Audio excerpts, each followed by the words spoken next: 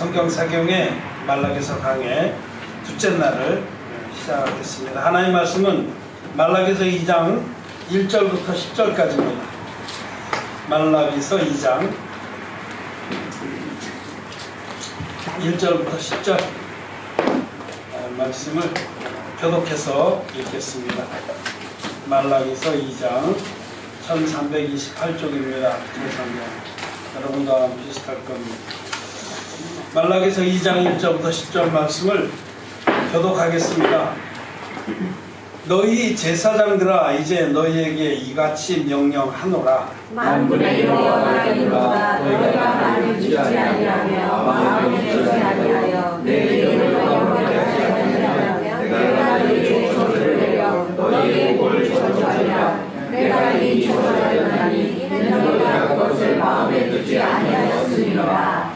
보라, 내가 너희의 종자를 견책할 것이요 똥 곧 너희 절기의 희생의 똥을 너희 얼굴에 바를 것이라. 너희가 그것과 함께 제하여 버림을 당하리라. 만군의 여호와가 이르노라. 내가 이 명령을 너희에게 준 것은 너희가 세운 나의 언약이 항상 이하였는 줄 너희가 알리라. 레위와 세운 나의 언약은 생명과 평강의 언약이라. 내가 이것으로 그에게 준 것은 그로 경외하게 하려 함이라. 그가 나를 경외하고 내 이름을 두려워하였으며 그 이에는 진리의 법이 있었고 그 입술에는 불의함이 없었으며 그가 화평과 정직한 중에서 나와 동행하며 많은 사람을 돌이켜 죄악에서 떠나게 하였느니라. 대저 제사장의 입술은 지식을 지켜야 하겠고 사람들이 그 입에서 율법을 구하게 되어야 할 것이니 제사장은 만군의 여호와의 사자가 되미언을 너희는 정부에서 떠나 많은 사람을 율법에 거치어야 한다. 나 만군의 여호와가 이르노니 너희가 레위의 언약을 파하였느니라.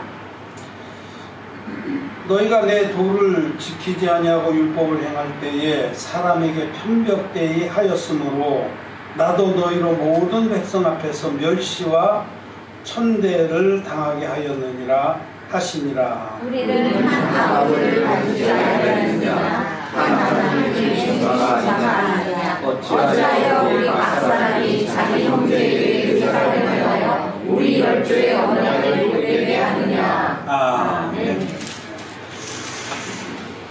예, 다시 인사를 드리겠습니다. 반갑습니다. 네. 우리 청년은 저기 아버지를 많이 닮으셨네. 내가 아버지 여러분들이 있는데, 네. 반갑습니다. 제가 어머니한테 조금 얘기를 드렸는데 군대 갔다 오셨다고 그러나요? 네. 우리도 군대 갔다 온 청년인데 이제 마지막 휴가를 나왔다가 일주일 동안 들어갔습니다. 근데 마지막에 앞에 휴가. 이제 일주일 후에 또 열흘 동안 마지막 휴가를 나왔다가 들어가면 제대한다고. 그러면 제가 아마 둘이 연배도 비슷하고 좋은 친구가 될 수 있을 것 같습니다. 또 지금 여기 이제 군대 생활하는 청년들 하나 있는데 오늘 안 왔네요. 예, 아무튼 반갑습니다. 반갑고 오늘 이 성경 사경회에 오셔서 참 하나님의 은혜를 입기를 바랍니다. 이 말라기서는 어제 이제 왜 안 띄우십니까? 켜는 거. 첫 페이지 열어주세요. 내가 열어있던. 그래서 말라기서는 어제 말씀드린 대로 말라기라고 하는 하나님 종은 나의 메신저, 나의 사자, 그런 뜻입니다. 하나님의 종이다 라고 말씀을 드릴 수가 있고, 오늘 이 둘째 날 표지가 뭐 초대장 같이 이렇게 예쁘게 되었는데 이렇게 하면 넘어가네요. 이런 장비도 좋은 거 갖다 주셔서. 오늘 이제 둘째 날은 제목이 레위와 세운 언약을 파한 제사장들에 대한 경고, 그런 제목. 이게 제목이 있는데 이게 아래로 가 있는 것 같아요. 하여튼 그렇습니다. 이렇게 이렇게 PPT를 이용해서 보시게 하면서 하겠습니다. 그 당시에 말라기 선지자가 활동했던 시대는 지금부터 약 2400년 전입니다. 기원전 5세기 말입니다. 기원전 5세기 말. BC 한 420년을 전후해서 활약을 했다 이렇게 생각이 됩니다. 여러 가지 자료들을 볼 때 그럼 예수님 태어나시기 전에 한 400여 년 전에 이스라엘 나라의 하나님 종이었는데 그 말라기 선지자가 마지막으로 말라기서를 하나님 말씀을 받아서 전해주고 그 이후로는 하나님 종들이 없었습니다. 예수님 태어나실 때까지. 예수님보다 6개월 먼저 태어난 세례 요한이라는 종이 이 땅에 오기까지 깜깜한 암흑기입니다. 그래서 그 시기를 신구약 중간시대라고 해요. 예수님 오시기 전에 한 4세기, 400년간 그 기간. 그때는 영적으로 하나님 종이 없어서 깜깜한 시대입니다. 하나님 말씀을 받을 것도 없고. 그래서 사람들이 어디가 길인지도 알 수 없었는데, 근데 이 구약의 마지막 선지자가 말라기입니다. 이 말라기서를 우리가 이번 주간에 이 말씀 전체를 한번 상고하고자 하는데, 오늘 그 두 번째 날로 레위와 세운 언약을 파한 제사장들에 대한 경고의 말씀입니다. 오늘은 레위와 세운 언약에 대해서 말씀을 드리려고 합니다. 여기 2장 5절의 말씀에 보면, 오늘 우리가 읽은 2장 5절에 보면 레위와 세운 나의 언약은 생명과 평강의 언약이라 이렇게 말씀하셨어요.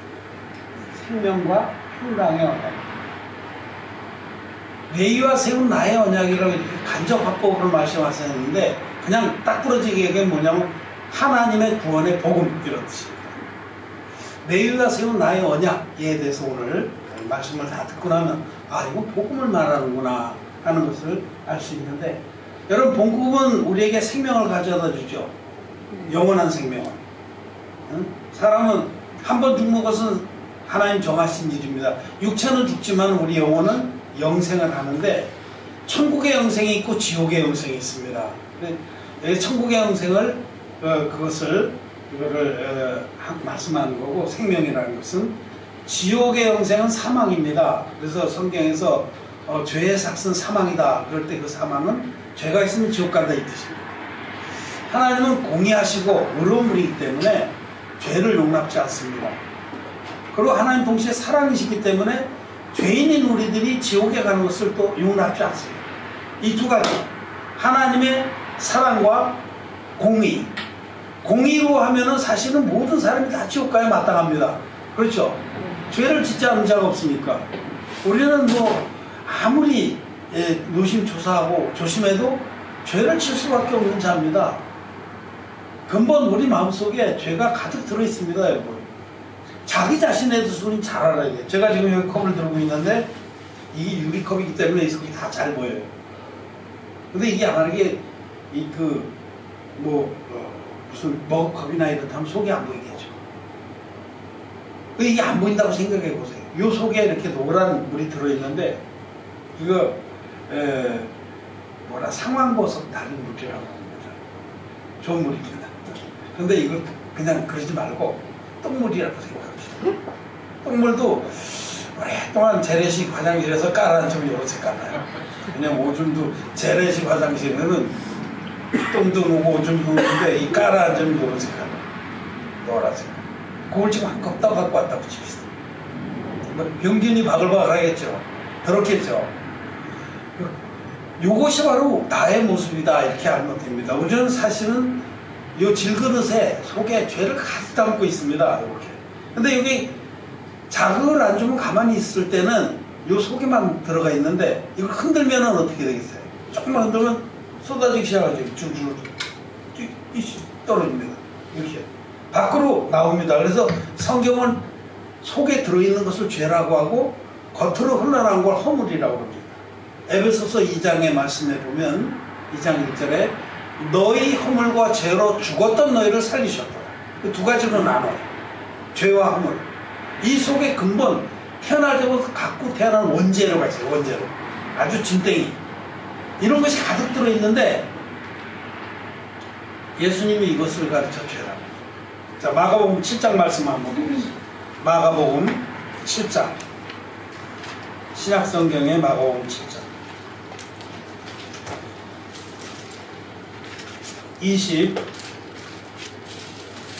20절부터 23절까지 20절부터 23절까지 마가복음 7장 말씀을 보겠습니다.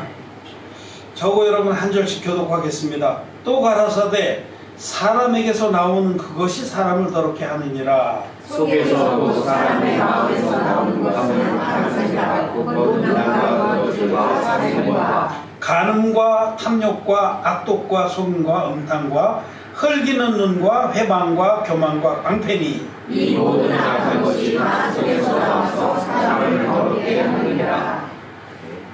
예수님이 바리새인들하고 같이 식사를 했습니다. 뭐 TV 프로그램도 뭐 식사를 합시다 그런 게 있더라고요.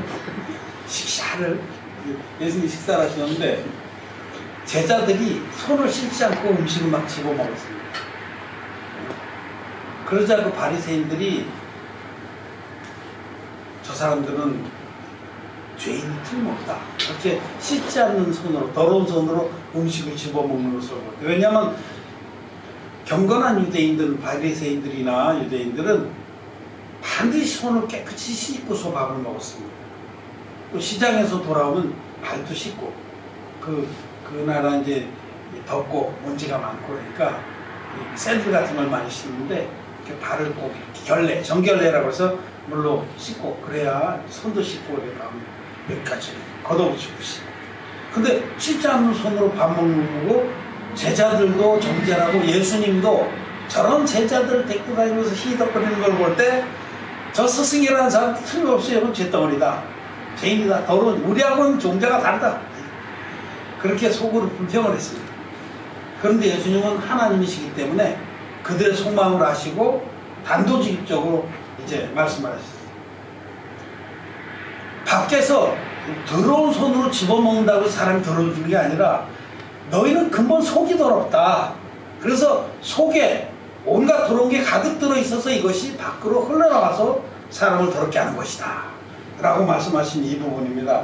자, 여기 사람에게서 그랬는데 20절에 또 가라사대 사람에게서. 여러분 사람입니까 아닙니까? 사람이죠? 개입니까? 순입니까?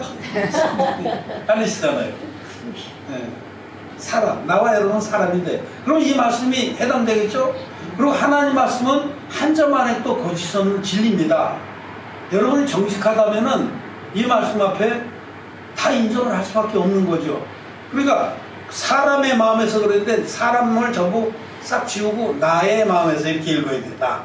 나와 여러분 사람이니까 나의 마음 속에서 곧 나의 마음에서 나오는 것은 뭐라고 그랬어요? 악한 생각. 우리 속에서 나오는 건 사실은 악한 것밖에 없습니다. 선한 것이 하나도 없습니다. 사람에게는 선한 것이 없음을 아시고 예수님이 자기 몸을 사람에게 위탁지 아니하셨다. 사람에게 선한 게 없습니다. 여러분 사람은 첫째로 이기적입니다. 맞습니까? 안 맞습니까? 이기적이잖아요. 네? 또 정욕적입니다. 이기적이고 정욕적. 그래서 성경에서는 우리 사람을 가리켜서 나귀에만 나귀. 그럼 나귀가 얼마나 정욕적? 굉장히 정욕적이에요. 그냥 어떻게 하지 못해. 정욕이 한번 발동하면 그거를 제어할 길이 없어요. 그리고 정욕적이고 또 이기적입니다. 사람 굉장히 이기적이에요, 여러분. 아니라고 생각하는 건 자기가 속아서 그래. 자기 스스로 자기를 속이고 또 자기가 자기에게 체면을 걸어서 그런 것이지 나와 여러분은 아주 이기적입니다. 그렇습니까? 안 그렇습니까? 그렇습니다. 또 교만합니다. 여기 다 나오는 말씀들이 여기 하나하나 찝어보면 악한 생각을 이렇게 쭉 풀어보면 첫째로 음란. 음란막이라고 아시죠? 음란막이. 음란 마귀가 씌워지기 전에도 음란합니다. 우리 속에 음란이 버글버글합니다. 저도 음란이라는 이 죄가 내 속에 들어있어요. 뭐 나이가 그렇게 많은데도 뭐 그런 게 있나요? 더 많아요. 본질은 안 변해, 인간의 본질은. 도적질하는 마음. 도적질. 도적질은 뭐 내 거 아닌 거를 내 거로 삼고자 하는 마음 있잖아요. 응? 그래서 뭐 우리나라 대통령이 무슨 뭐 응? 국정원에 뭐 특수활동비를 막 자기처럼 도둑질하고 대통령부터 그러는데 뭐 대통령이 특수한 게 아니라 우리 다 사람은 다 그런 겁니다. 누구든지 그런 자리에 가 있으면요 그렇게 하게 돼 있어요. 그런 자리에 안 가 있어서 그렇지. 응? 기회가 없어서 그렇지 얼마든지 도적질을 하는 자입니다. 뭐 어디 아침에 인터넷 신문에 보니까 대천 해수욕장에 이렇게 금속 탐지기를 이렇게 탐지하고 다니는 사람이 났더라고요. 그게 뭐냐면 여름에 그 해수욕 와서 그 금반지 같은 거 많이 잊어버린다고 그래요. 해수욕하고 그러다가. 그래서 그게 모래에 묻혀 있는데 금속 탐지기로 하면 나온대요. 그래서 한참 왔더니 또 하나 뭘 집어갖고 싹 닦더니 바닷물에 닦더니 싹 집어넣고. 그런 이제 그걸 보면서 야 그거 괜찮겠다. 그거 사실은 예 그거 엄밀하게 말하면 그 도적질입니다. 그 주인이 있는 거거든요. 어? 그래서 법에서도 그렇게 예, 그거 저기 주인이 없는 거라고 해서 자기가 신고 안 하고 그러고 법적으로도 문제가 되는 겁니다. 하여튼 예, 우리가 그런 걸 기사를 보면서 야 저거 돈 벌었네. 다 똑같이 도적질하는 마음이 있기 때문에 그런 거죠. 살인하는 마음, 누가 나에게 괴롭히고 막 그러면은 죽이고 싶습니다. 그래서 어렸을 때도 우리가 뭐 같이 놀다가도 욕을 하면 어떻게 해? 너 죽을래? 이런 욕 많이 하잖아요. 너 죽여? 죽인다. 그런 말을 아주 쉽게 하는 거는 사실은 속에 죽이고자 하는 마음이 있는 거예요. 죽이고 나서 뒷감당하기가 힘들어서 안 죽이는 거지. 사실은 저걸 죽여버렸으면 하는 게 많아요. 에? 정말 자기를 괴롭히고 그러면 눈에서 레이저 항상 나가잖아요. 레이저 항상. 그게 이미 눈으로 살인한 겁니다.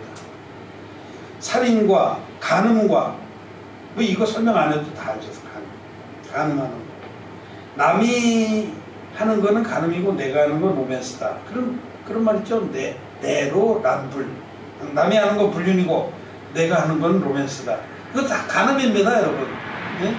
하나님 앞에서 부정한 짓을 하는 건 간음.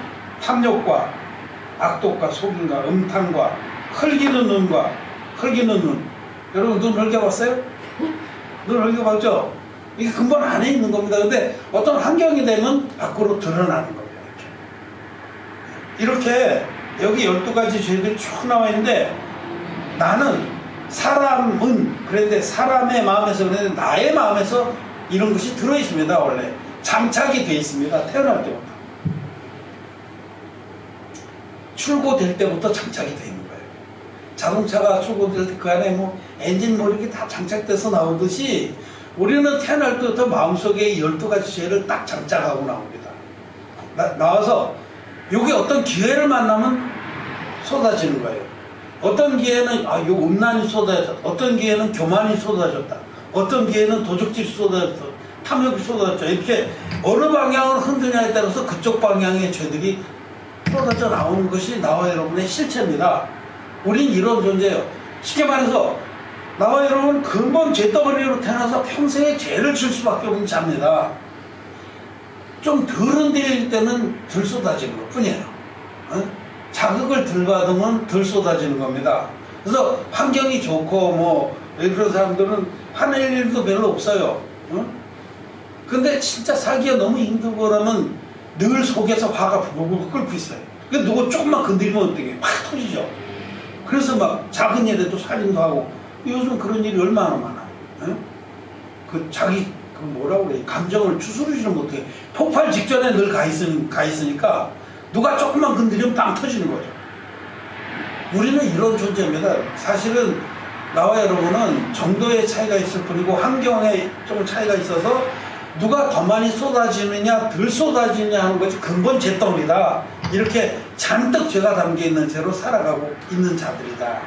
그래서 누가 충격을 주거나 자극하거나 어떤 환경에 들어가면 죄를 칠 수밖에 없는 자들이다 라는 것입니다. 그런데 이런 우리가 내가 그런 존재다, 나와 여러분이 그런 존재라고 깊이 깨닫게 하라고 하나님이 율법을 주신 겁니다. 율법을 왜 주셨느냐? 자기가 죄인인지 알라고 율법을 주신 겁니다. 자, 로마서 7장 말씀을 한번 보겠습니다. 로마서 7장. 로마서 7장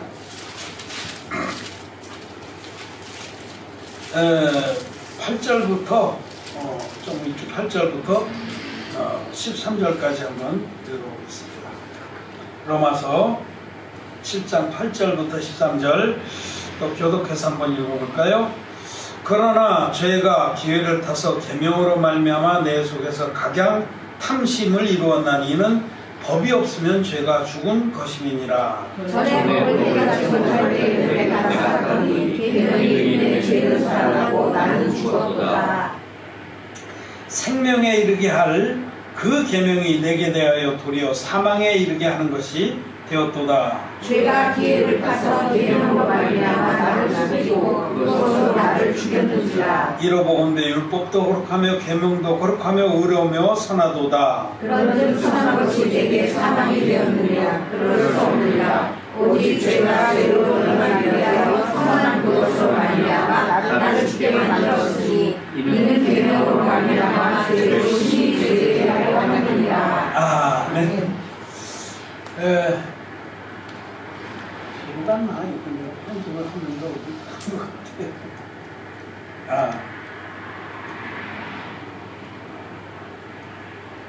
여기가 해컨셉이 위로 올리세요. 이 끝이 없다. 그리고 내가 편집을 하면서 좀 순서를 바꿔놨는데 어디 있긴 있을까? 여기네. 여기 있습니다. 자, 레위와 세운 나의 언약은 생명과 평강의 언약이라. 말하자면 이거는 한마디로 말하면 우리를 구원한 진리의 복음인데 이것에 대해서 설명을 하려고 지금 죄에 대해서 먼저 얘기를 했습니다. 그러면 율법은 다시 말하면 계명과 제사법으로 이렇게 둘로 나뉘어지는데 지금 먼저 계명에 대해서 얘기해요. 계명이라는 것은 지킬 도리 이런 뜻입니다. 지킬 도리. 하나님께서 우리에게 지킬 도리로 주신 것인데 성경에는 전부 613개 조항의 계명이 있습니다. 613개 조항이 굉장히 많죠. 근데 그것을 골자만 추려놓은 것을 십계명이라고 해요. 뼈대. 십계명. 십계명 여러분 잘 아시잖아요. 근데 이 십계명을 좀 보려고 봅니다. 계명은 십계명을 보고 그것과 제사법을 합쳐서 전체를 율법이라고 해요. 율법이라는 것은 계명과 제사법 두 가지로. 그런데 이 계명에 대해서 먼저 얘기를 하는 겁니다. 이 계명은 뭐냐면 죄로 심히 죄되게 하려 하심이라. 로마서 7장 13절에 있죠. 계명이라는 것은 우리 스스로가 계명 앞에서 보면 아이고 내가 진짜 죄인이구나 라고 깨닫게 하기 위한 것이다 라는 겁니다. 자, 설명을 다시 해드릴게요. 계명은 하라 하지 말라는 하나님의 명령인데 제가 그런 예를 많이 듭니다. 어느 섬마을에 초등학교 선생님이 계신데 한 분이 딱 학생들이 뭐 1학년부터 6학년까지 다 배웠죠. 1학년 2명, 2학년 없어. 그 해는 애가 안 태어났어. 3학년 1명, 4학년 1명, 5학년도 없어. 6학년에 2명, 뭐 이런 식으로 5-6명이 있는데 그래 교실은 딱 하나요. 처녀 선생님이 그 학교에 부임했어요. 그러니까 교실은 딱 하나고 어떻게 할 수가 없어서 한쪽 구석에다 이렇게 커튼을 딱 쳐놨어요. 그리고 선생님이 거기 들어가서 그 교무실이고 여기 교실이에요. 거기서 일도 보시고 점심도 거기서 드시고 옷도 갈아입고 그 안에서 딱 쳐놨어요. 그리고 학생들한테 내가 있든지 없든지 이 안은 절대로 들여다보지 말라고 했어요. 근데 그 말을 하시기 전에 요 커튼만 쳐 있을 때는 애들이 뭐 안에 궁금하긴 하지만 별로 보고 싶은 생각은 없었어요. 뭐 애들이 무슨 뭐 크게 그냥 커튼이 쳐 있구나, 요렇게 쳐 있구나 이랬는데 선생님이 어느 날 정색을 하고 이 안에 너희는 절대로 들여다보지 말라 이렇게 명을 했습니다. 계명을 세웠어요. 근데 그때부터 마음속에서 야, 저 안에 뭐가 있길래 저걸 절대로 보지 말라고 그러시지? 보고 싶은 생각이 새록새록 일어날까요? 안 일어날까요? 일어나는 바로 이 말씀이에요. 계명으로 말미암아 각양 탐심을 이뤘다. 하지 말라 하기 전에는 별로 그렇게 별 생각이 없는데 하지 말라고 하면 더 하고 싶은 거 있죠. 그게 인간의 그 죄악성 때문에 그래요. 청개구리 같은 죄악성. 응? 청개구리 알잖아요. 청개구리. 하지 말라면 반대로 거꾸로 하고 싶은 그런, 그게 인간의 죄악상입니다. 그래서 여기 이 말씀처럼 하나님이 율법을 주신 것은 율법을 주어서 우리 속에 있는 죄가 더욱더 드러나게 하신 거예요. 죄로 심히 죄되게, 죄가 우리 속에 있는 죄가 심히 죄되게, 자기가 얼마나 죄덩어리인지 깨닫게 하기 위해서 율법을 주셨다. 율법이 우리 속에 있는 죄를 자극합니다. 아까 말씀드린 거죠. 절대 열어보지 말라 그러면 보고 싶은 마음이 막 일어나. 간음하지 말지냐 그러면 간음하고 싶은 마음이 더 일어나. 도적질하지 말지냐 그러면 도적질하고 싶은 마음이 더 일어나. 그래서 요 계명이라는 것은 우리가 원래 죄덩어리인데 죄를 확 꽃이 피게 해서 우리가 심히 죄인 걸 깨닫게 하는 것이다. 어제 로마 3장 20절에서도 율법으로는 죄를 깨달은 입니다. 여러분, 율법은 하나님께서 우리에게 율법을 주신 목적이 뭐냐면 나 자신이 지옥 갈 죄인인 것을 깨닫게 하기 위해서 주신 겁니다. 그러면 이 계명만 주면은 그냥 심히 죄인 되고 정말 비참한 상태가 끝날 텐데, 감사하게도 이 율법 안에는 계명과 제사법이라는 게 있어요. 제사법. 그래서 이 제사법도 율법 속에 같이 줘서 심히 죄인으로 깨달으면 제사를 드려서 하나님의 구원을 받게 하신 겁니다. 그래서 이 율법 자체도 복음입니다. 큰 넓은 의미에서 보면. 자, 출애굽기 20장 말씀을 한번 보겠습니다. 출애굽기 20장. 창세기 출애굽기 20장.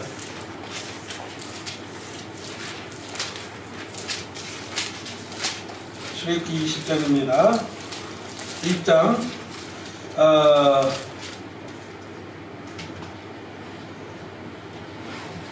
3절부터 3절부터 쭉 우리가 한번 읽어봅시다. 이거 한번 읽어봐야 돼요. 그리고 어디까지 읽냐면 24절까지 교독해서 한번 읽겠습니다. 3절부터 3절 제가 읽겠습니다. 너는 나 외에는 다른 신들을 내게 있게 말지니라. 너를 위하여 새기는 사람을 만들지 말고 또 위로 하늘에 있는 것이나 아래로 땅에 있는 것이나 땅 아래 물속에 있는 것에 아무 형상이든지 만들지 말며 그것들에게 절하지 말며 그것들을 섬기지 말라. 나 여호와 너의 하나님은 질투하는 하나님인즉 나를 미워하는 자의 죄를 갚되 아비로부터 아들에게로 3, 4대까지 이르게 하거니와 나를 사랑하고 그의 계명을 지키는 자에게는 천대까지 은혜를 베푸느니라. 너는 너의 하나님 여호와의 이름을 망령되이 일컫지 말라. 나 여호와는 나의 이름을 망령되이 일컫는 자를 죄 없다 하지 아니하리라. 안식일을 기억하여 거룩히 지키라. 엿새 동안은 힘써 내 모든 일을 행할 것이나 제7일은 너의 하나님 여호와의 안식일인즉 너나 너의 아들이나 네 딸이나 네 남종이나 네 여종이나 네 주인이나 네 내양하게 하는 일이라도 아무것도 하지 말라. 이는 엿새 동안에 나 여호와가 하늘과 땅과 바다와 그 가운데 모든 것을 만들고 제7일에 쉬었습니다. 그러므로 나 여호와가 안식일을 복되게 하여 그날을 거룩하게 하였느니라. 네 부모를 공경하라. 그리하면 너의 하나님 나 여호와가 네게 준 땅에서 네 생명이 길리라. 살인하지 말지니라. 반박하지 말지니라. 도적질하지 말지니라. 네 이웃에 대하여 거짓 증거하지 말지니라. 내 이웃의 집을 탐내지 말지니라. 내 이웃의 아내나 그의 남종이나 그의 여종이나 그의 소나 그의 낙이나 물은 내 이웃의 소유를 탐내지 말지니라. 문 백성이 우레와 번개와 나팔 소리와 사대는 일을 보지라. 그들의 머리 위에 떨며 멀리 보소서. 모세에게 이르되 당신이 우리에게 말씀하소서.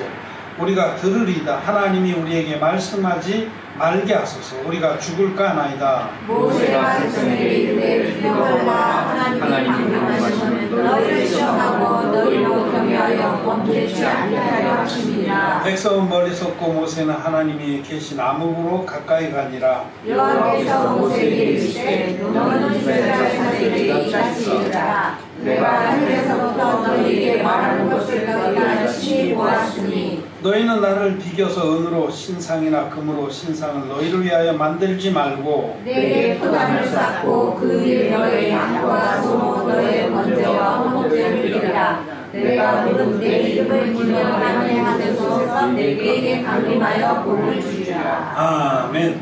예. 여기 보면 앞에 쭉 이게 10계명입니다. 소위 말해서 10가지 계명을 이렇게 주셨어요. 근데 10가지 계명을 주시고 나서 그 계명 앞에서 심히 죄인 될 수밖에 없어요. 우리는 사실은. 그런데 그 맨 밑에 24절에 보면 내게 토단을 쌓고 그 위에서 너의 양과 소로 너희 번제와 화목제를 드리라. 계명의 끝에 제사법을 주셨다는 걸 기억해야 됩니다. 이것은 뭐냐면 여러분 병 주고 약 준다 그런 말 들어봤죠? 하나님께서 우리에게 율법으로 심히 죄인 만든 다음에 죄를 벗어버릴 수 있는 제사법을 같이 주셨다는 것을 기억해야 됩니다. 그래서 이 둘이 율법입니다. 율법 안에는 계명과 제사법이 있습니다. 이 둘을 합쳐서 율법이라고 말하면 돼요. 이 율법은 하나님이 우리를 하나님의 도대로 행하게 하려고 세워주신 것이다 라고 말씀을 드릴 수 있습니다. 그래서 오늘은 이 제사법에 대해서 말씀을 드리죠. 왜냐하면 우리는 사실은 계명 앞에서 심히 죄인일 수밖에 없는데 하나님이 우리와 같은 죄인들을 어떻게 구원하셨는가 하는 것을 보고자 합니다. 출애굽기 다음에 바로 넘기면 레위기입니다. 레위기 4장 어제 우리 읽었던 부분부터 시작을 하겠습니다. 레위기 4장에 하나님은 율법 앞에서 죄인들에게 죄가 있는 자들에게 여러분 마음에 죄가 있으면은 반드시 하나님 앞에서 심판을 받습니다. 하나님 거룩한 분이시고 죄를 용납지 않는 분이기 때문에 천국은 죄가 없는 거룩한 곳이기 때문에 죄인은 들어갈 수 없습니다. 그래서 하나님은 이 죄인들을 구원하시려고 구원의 계시로 이 제사법을 주셨는데 제사는 어디서 드렸냐면 이 성막에서 드렸습니다. 이게 성막이에요. 성막. 이스라엘 백성에게 하나님은 모세에게 계명을 주셨어요. 그래서 레위기 출애굽기 20장부터 25장까지는 이 율법에 대해서 자세히 말씀하고 25장부터 성막에 대해서 얘기해요. 25장부터 30장까지 5장 정도가 성막의 제도인데 이게 성막입니다. 이거 어디 봐요? 네, 성막입니다. 성막은 광야에서 이렇게 세운 휘장입니다. 정확히 말하면 여기에 성막이에요. 안에 여기 성막 텐트입니다. 영어로는 태버네클이라고 태버네클. 요 주격을 보면 요게 성막이에요. 요게 성막이고 요 휘장이 덮여 있습니다. 조립식 건물입니다, 여러분. 요새 그 샌드위치 판넬이라고 많이 보셨죠? 앞뒤로 철판 붙이고 있다. 요게 조립식이에요. 이렇게 조립식 따다닥 끼워서 맞추게 되어 있습니다. 여기 성막을 먼저 안에서부터 보면 여기서 성막 안에 요건 두 개로 나눠져 있는데 밖에를 여기를 성소라고 그래요. 밖의 공간을.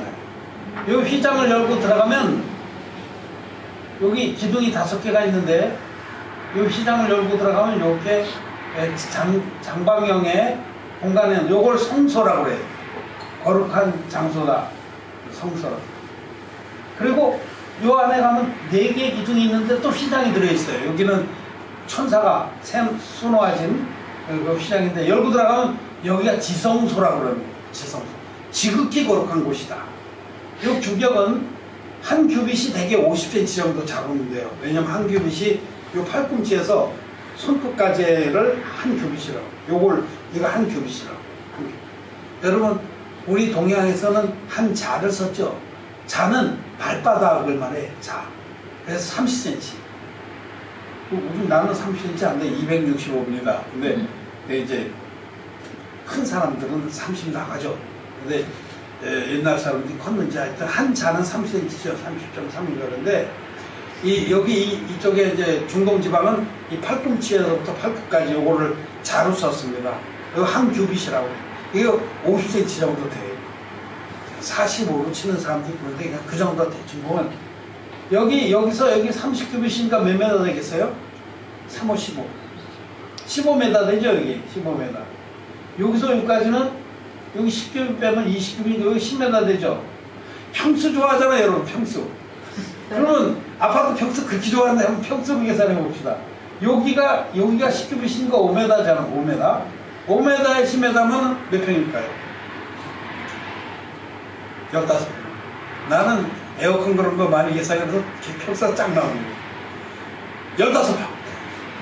성소는 15평. 요 지성소는 10m, 여기 5m에 5m니까, 여기 반이니까. 7평 반. 여기, 요거의 반이에요, 요거의 반. 요 성소의 반. 요 7평 반. 합쳐서 15평하고 7평 반이면 22평 반입니다. 22평 반. 조그만 아파트 연립 정도 되겠죠. 별로 크지 않다. 하여튼 이렇게 돼 있다. 여기 성소입니다. 성소인데 여기는 이제 조각목 아카시아나무로 만들었습니다. 여기는 높이가 5규빗입니다. 아니 5m 아니 10규빗입니다. 높이가 5m 되니까 10규빗. 요 판대기 이게 이제 평면도고 인면도로 보면 이렇게 판대기가 5m짜리 판대기가 쫙 조리식 판넬처럼 이렇게 이어졌어. 그래가지고 이렇게 다 디귿자로 돼 있어. 디귿자. 이렇게 디귿자로 딱. 그리고 중간에 그것이 흔들리고 넘어지지 않도록 띠들이 지나갑니다. 금으로 싼 띠가. 단단합니다, 이 조리식이. 그리고는 이렇게 디귿자로 되어 있는데 그 위를 세 겹으로 덮습니다. 앙장이라고. 그래서 비가 안 들어오도록 맨 바깥에는 해달의 가죽, 방수천으로 딱 덮었어요.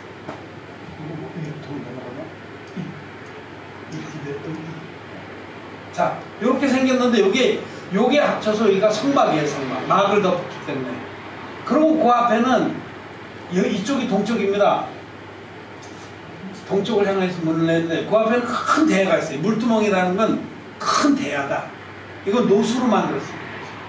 또 그 앞에는 번제단.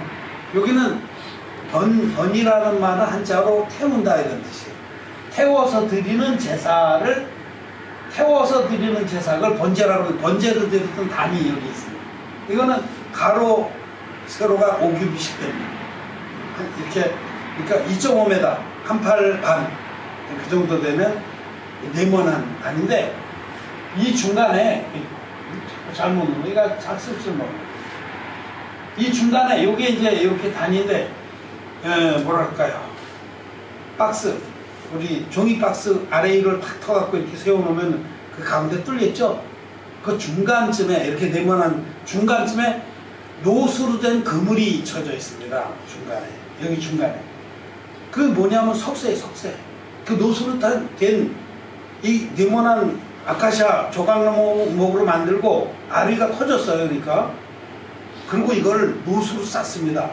노수로. 근데 그 중간에 가운데 내부에 석쇠가 달려 있습니다. 노 그물이. 거기다가 고기를 얹어 놓는 거예요. 양이나 소나 올리면 그 불을 어디다 뜨냐면 밑에다 떼요. 얼마나 잘 타겠어요. 응? 불을 뗀 위에다 고기를 얹어 놓으면 눌러서 다 죽는데 불이 이렇게 돼 있어요. 얹어다닙니다. 그리고 이 전체가 이게 성막들입니다. 이 밖에가. 성막들 바깥에는 또 이렇게 담장이 쳐 있어요. 쫙 기둥들이 이렇게 쭉 있고, 이렇게 있어서 여기에 이 높이가 5규빗입니다. 2.5m 돼요. 여기에 휘장이 쭉 담장이 하얀 세마포로 쳐 있습니다. 그리고 동쪽에 여기에 이제 문이 여기 하나, 둘, 셋, 넷, 다섯 5개 기둥에 해당되는 부분에 이게 성막들 문이 있습니다. 그리고 여기는 이제 여기가 전부 해서 기둥이 11개인데 칸은 10칸이 되겠죠? 그래서 전부 50규빗이에요. 요거 한 칸이 5규빗씩 해서 50규빗. 그럼 메타수 몇 메타일까요? 50규빗이니까. 한 규빗이 50cm라고 그랬어요. 몇 메타일까요? 수학 선생님? 25m. 25m에 여기는 100규빗이니까 50m. 몇 평일까요? 땅 장사 좀 하고.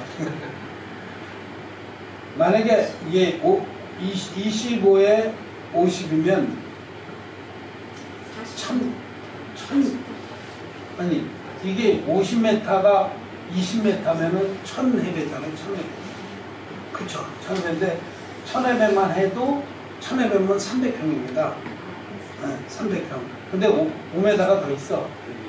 그러니까 한 300에 5분의 1이니까 뭐 하여튼 300 한 60평? 300 얼마 하여튼 400평은 좀 안 되고 그렇게 됩니다. 378평. 비슷하게 맞춰서 400평은 좀 안 되고 그런 땅입니다. 여러분 우리가 성막을 지으려고 그러는데 몇 평 사야 되겠어요? 최소한도 400평은 네모나게 있어야 되고 그래서 주차장도 있어야 되니까 1000평은 잡아야 되겠다. 이렇게서는 우리 성막을 질 겁니다. 성경 그대로 질 겁니다. 왜냐면 성막을 지어놓고 복음을 전해요. 이게 성막 속에 복음이 다 들어있어요. 이 속에 들어있기 때문에 지금 내가 그걸 설명하려고 그러는 거예요. 자, 이런 성막이 하나님께서 이제 이걸 세워라 모세에게 명령을 해서 모세는 그대로 세웠습니다. 그대로. 그 아주 장인들을 택해서 이렇게 세웠어요. 자, 이 성막에서는 제사를 드렸습니다. 제사를 드렸는데 어제 우리가 읽었던 그 레위 4장 27절부터 보겠습니다. 레위 4장 27절부터 31절까지 보겠습니다.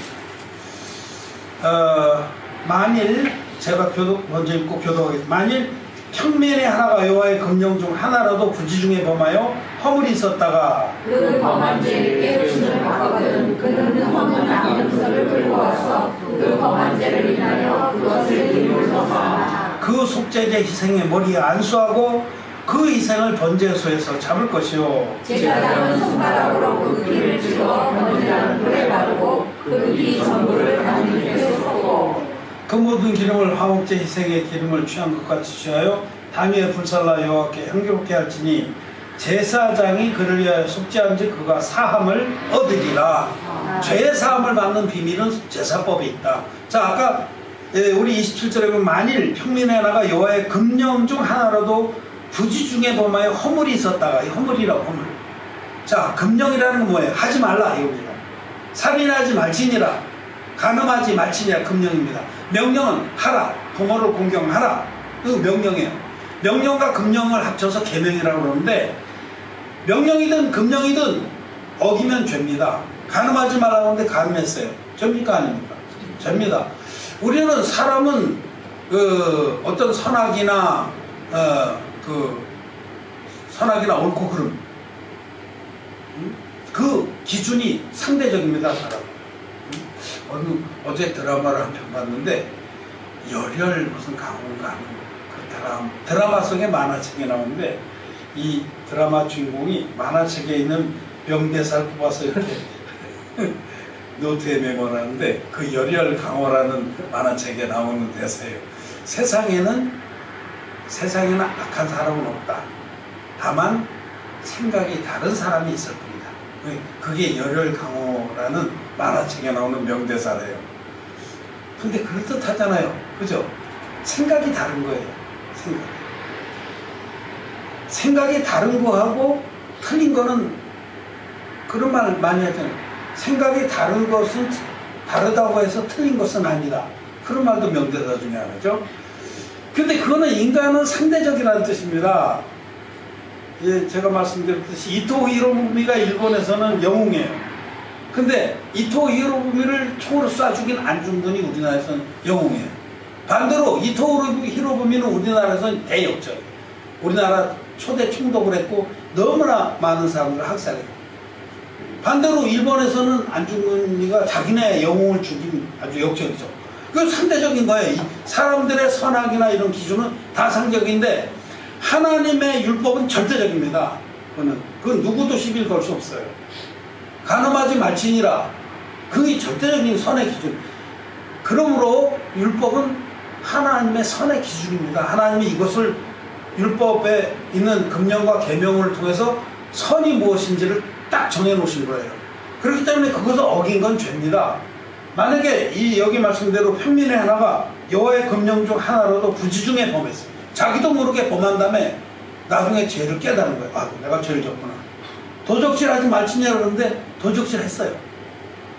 도적질 할 때는 막 참 마음도 두근거리고 좋았는데 일단 딱 훔쳐갖고 보니까 두렵기 시작하죠. 죄라는 게 그런 거예요. 사람이 율법을 모르더라도 하나님이 양심이라는 걸 줬어요. 로마서에서는 그 양심을 가리켜서 그 하나님께서 우리 마음에 두신 율법의 그림자라고 합니다. 그 양심이 있기 때문에 하나님 모르는 사람도 율법을 모르는 사람도 죄는 압니다. 그리고 두렵습니다. 죄를 짓구나. 내가 어려서 내 친구 집에 놀러 갔다가 내 친구 집에 형님 누나들이 학교 선생을 해서 좀 잘 살았어요. 그래갖고 집에 활석이라고 곱돌이 한 갑이 있었어요. 근데 그 어렸을 때는 그 곱돌 하나만 가지면 굉장히 인기가 좋았습니다. 한 개만 가져도 인기가 좋은데 걔는 한 갑이 있는 거예요. 그 발석한 곱돌, 활석이라는데 그거 있으면은 땅에다 모두 그리고 놀이할 때도 막 좋았습니다. 그래서 인기가 좋았어요. 그거 하나만 가지면. 근데 그거 살 돈이 없는 거예요. 그런데 내가 그걸 보는 순간 그 친구의 그 서랍에서 그걸 자랑하는 걸 보고선 눈이 확 뒤집혔어요. 저걸 내가 하나 훔쳐가리라. 그 친구 밖에 잠깐 나간 사이에 내가 하나 훔쳤어요. 훔쳐가 잡아놓고 뭐 잘 이렇게 거기 모면에서 왔는데 그때부터 너무너무 두려운 거예요. 야, 이 새끼가 알 것만 갖고 눈치챌 것 같고 막 안전부자라는 게 안전부자. 그때 지금도 생각나요. 얼마나 많이 불안했는지. 양심이라는 게 있어서 죄를 깨닫게 하는데 그보다 더 정확한 것은 뭐냐면 율법입니다. 율법을 어기는 것은 죄입니다. 여러분 율법을 어기는 자입니까? 안 어깁니까? 늘 어깁니다. 늘 어겨요. 남이 모르게 어겨서 그렇지 정말 자기나 압니다. 얼마나 많이 어기는지. 그렇다는 거죠. 그래서 죄를 깨달으면은 그렇거든 하나님이 뭘 주셨냐면 이 제사법을 주셨어요. 그러면 흠없는 뭐라고 그랬어요? 암염소를 끌고 와라. 첫째로 흠없는 재물이 있어요.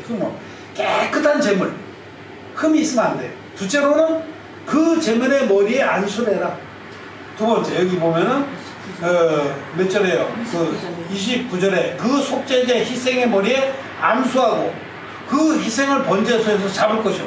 누가 잡냐면 이 안수해서 죄를 넘긴 사람. 이 안수라는 건 죄가 넘어간다 이 뜻입니다. 하나님 세운 법이에요. 내 마음에 죄가 기록되어 있는데 이것을 희생제물에게 넘겨서 이놈을 대신 심판함으로 나는 죄사함받게 하는 이 법. 여기에는 반드시 제사법에는 아주 엄연한 원리가 있는데 첫째로 흠없는 제물, 둘째로 안수, 셋째로는 피 흘림, 대신해서 죽음, 대속의 죽음. 이겁니다. 이게 바로 하나님이 우리를 죄에서 구원해 주시기 위해서 세운 궁유한 법인데 이게 바로 제사법. 근데 여러분 평민이 하루하루 이렇게 제사를 맨날 드릴 수 있냐? 못 드립니다. 자기 생각에는 너무 참 괴로운 죄를 지면은 그러려면 어쩔 수 없이 너무 괴로워서 뒷뜰에 가서 염소 한 마리 끌고 가서 제사를 드리지만 웬만한 건 다 그냥 넘어가자. 이렇게 제사 맨날 드리면 뭐가 남아났겠냐. 길거리에 나왔겠지. 응? 자기 집에 염소나 양은 다 제사 드린 데 쓰고. 그래서 죄가 쌓여가는 거죠. 제사 어떤 때는 드리고 못 드리는 날이 더 많으니까 죄가 쌓여갑니다. 그래서 하나님은 우리들이 그런 처지임을 아시고 1년에 한 차례씩 대속제일이라는 걸 정해주셨어요. 레위기 16장을 보겠습니다. 레위기 16장.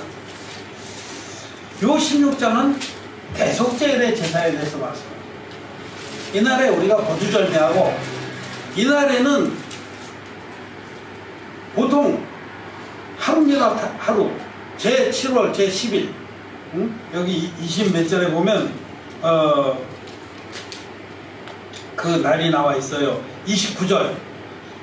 레위기 16장 29절 같이 한번 읽겠습니다. 시작. 너희는 영원히 이 규례를 지키니라. 7월 곧 그달 10일에 너희는 스스로 괴롭게 하고 아무 일도 하지 말되 본토이든지 너희의 영광을 개기든지 그리하라. 이 날에 너희를 위하여 속죄하여 너희로 정결케 하리니 너희 모든 죄에서 너희가 여호와 앞에 정결하리.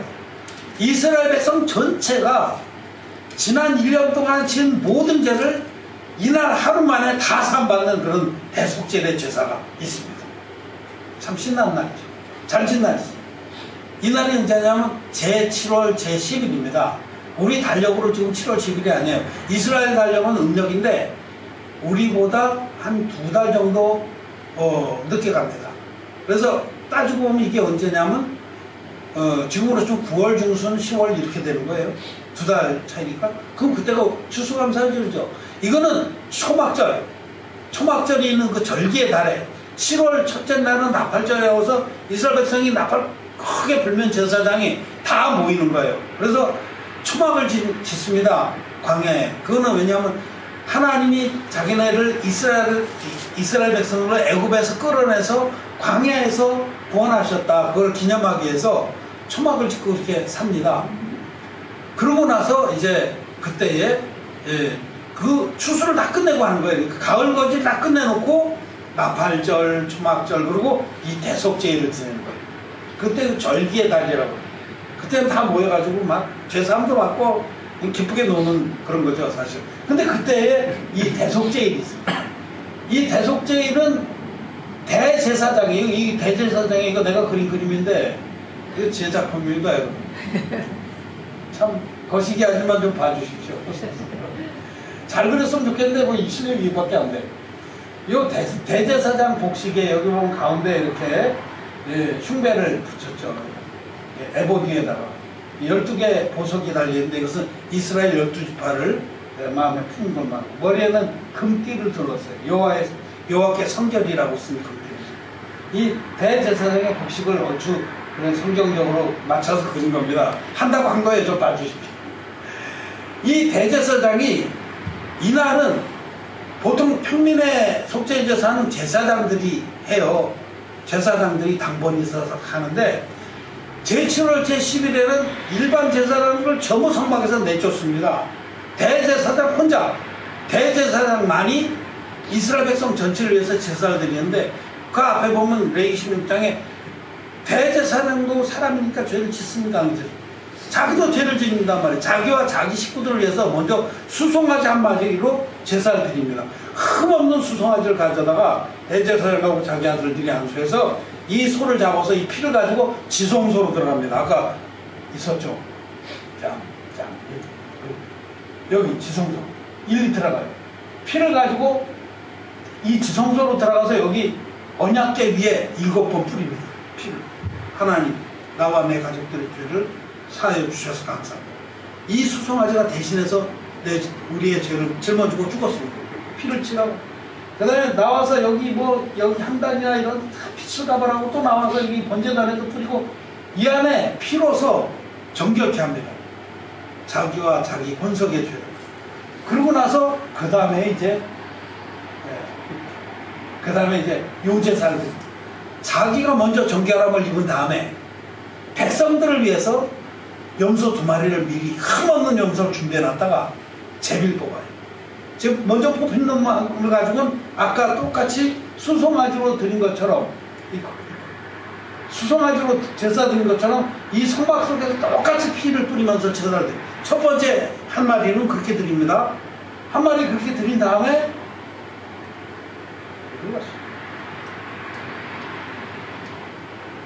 두 번째 요게 두 번째 염소예요.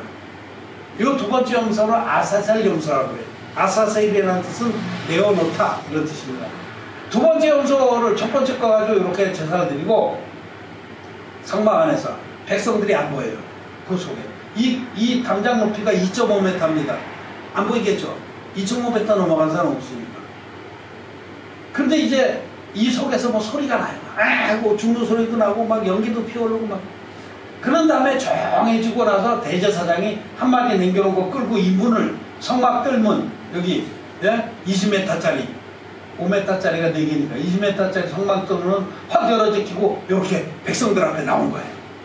백성들 앞에 나와서 이제 그 염소의 머리에 안수를 합니다. 자, 레위기 16장 20절부터 22절까지 한 목소리 읽겠습니다. 레위기 16장 20절에서 23절 시작. 그 지성소와 해막과 단을 위하여 십자가를 맞춘 후에 산 염소를 이르되 아론은 두 손으로 산 염소의 머리에 안수하여 이스라엘 자손의 모든 불의와 금함한 모든 죄를 구하고 그 죄를 염소의 머리에 부어 미리 정한 사람에 맡겨 광야로 보낸지니 염소가 그들의 모든 불의를 지고 무인지경에 이르거든 그는 그 염소를 광야에 놓을지니라. 아멘. 여기 비밀이 있습니다. 대제사장은 누구냐? 이스라엘 백성의 대표입니다.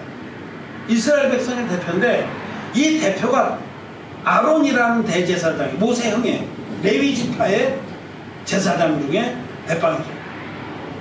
모세나 아론이나 다 레위 지파입니다. 레위와 새는 언약에 대해서 지금 말씀합니다. 그래서 이 아론이 첫 번째 제사장이 지금 아사셀 염소의 머리에 안수하고 이스라엘 백성들의 모든 죄를 고합니다. 하나님이여 이 백성이 지난 1년 동안 하나님을 경멸하였으며 우상을 섬겼으며 하나님의 안식일을 어겼으며 간음했으며 도적질했으며 거시기했으며 부모를 쳤으며 탐심을 부렸으며 이웃의 것을 속여 빼앗았으며 쫙 죄를 고하면 이 흠없는 아사셀 염소에 대제사장이 안수라고 죄를 고하면 어떤 일이 일어난다고요? 이스라엘 백성의 1년 죄가 염소에게 넘어가는 겁니다. 어디 성경에 무슨 넘어갔다 이런 게 어디죠? 분명히 기록되어 있어요. 안수를 통해서 넘기는 겁니다. 그 죄를 염소의 머리에 두어. 아니 그럼 이 말은 무슨 말이에요? 대제사장이 안수하고 이스라엘 백성의 죄를 고했는데 이스라엘 백성이 1년 죄가 지금 어디 갔다고요? 염소의 머리에 넘어간 겁니다. 손을 딱 끼는 순간에 이스라엘 백성들의 죄는 이제는 이 희생제물에게 넘어. 그럼 미리 정한 사람이 목을 끄고 가는 거예요. 가자! 광야 깊은 곳으로 사막으로 가서 거기다 내팽개치고 옵니다. 그러면 이 염소는 그 물 한 모금 마시지 못하고 풀 한 포기 없는 곳에 헤매고 다니다 거기서 죽는 거죠. 죄값을 그 염소가 대신 치름으로 이스라엘 백성이 죄사함을 받았습니다. 이것이 시편 103편에 있는 말씀입니다. 시편 103편 한번 보십시오. 시편 103편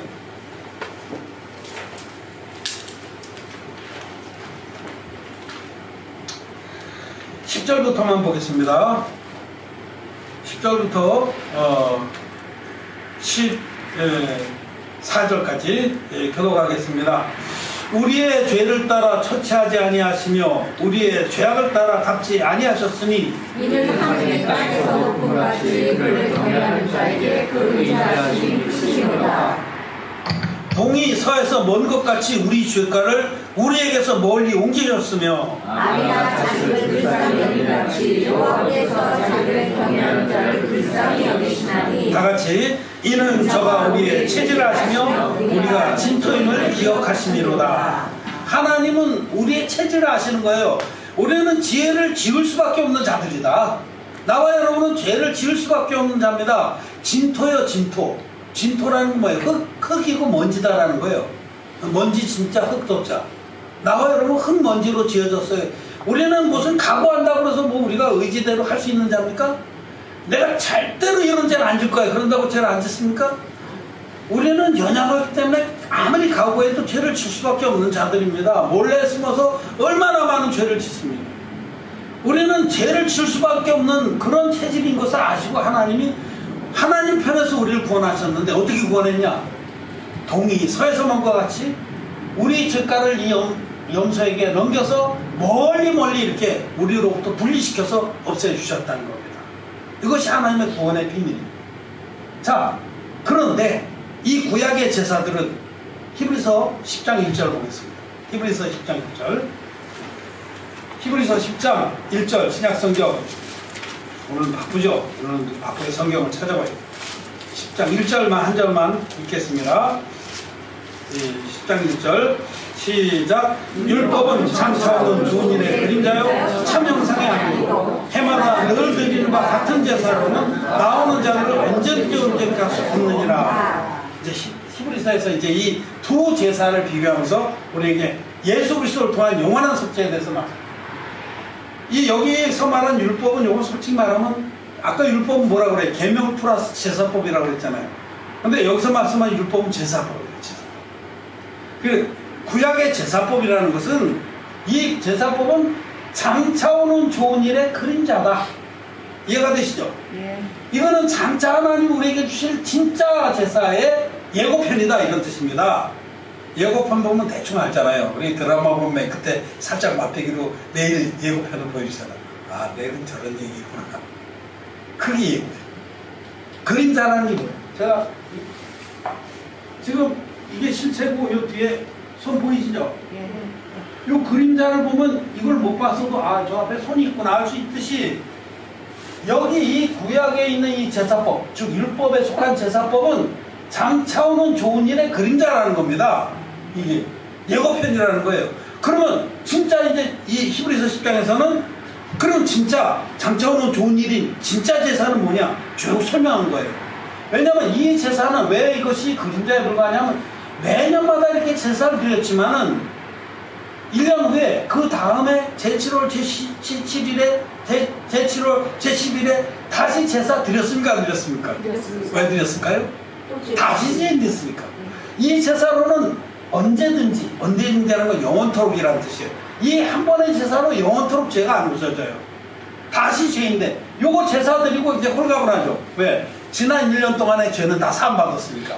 하나님 법대로 깨끗하게 여기 다 넘어가서 여름이 광야에 가서 깨끗하고 죽었으니까. 좋았어 기분도 좋아. 몸부터 당당하다고 그래요.